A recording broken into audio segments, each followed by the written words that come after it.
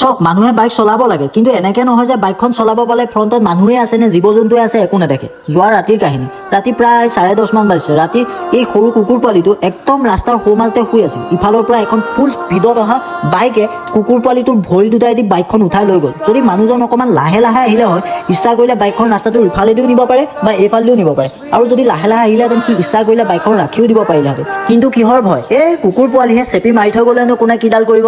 যোনে এনেকুৱা কামবোৰ কৰে ন, তহঁত একচুৱেলি আচল জানোৱাৰ হয়। এই জীৱ জন্তুবোৰ যে আমাৰ মানুহৰ ভৰসাতে জীয়াই থাকে, আমি যদি তাহাঁতক সুৰক্ষা নিদিওঁ, মৰম নকৰোঁ, খাবলৈ নিদিওঁ, তাহাঁতৰতো কোনো নিজা আশ্ৰয় নাই। যদি এই কথাবোৰ আমি জীৱশ্ৰেষ্ঠ মানুহ হৈয়ে বুজি নাপাওঁ, তো আমাক জীৱশ্ৰেষ্ঠ মানুহ বুলি কোৱা কোনো প্ৰয়োজনেই নাই। তাহাঁতৰো এটা মন থাকে, আমাৰ মাজত জীয়াই থাকিব বিচাৰে, কিন্তু আমিয়ে যদি সেই কথাটো নুবুজো, তাহাঁতক বুজি পাব কোনে। আপোনালোকে এতিয়া চাওক, সাধাৰণ অকণমান সৰু ভুলৰ কাৰণে এই সৰু কুকুৰ পোৱালিটোৱে এই ঠাণ্ডাত কিমান কষ্ট পাইছে। পোৱালিটো ইমানেই সৰু হৈ আছে যে সি এতিয়ালৈকে বিস্কুট খাবই পৰা হোৱা নাই, আৰু অলপ পানী আনি দিলোঁ, পানীখিনিও খাব নোৱাৰিলে। সেইবাবে পানীখিনি ছাইডত থলোঁ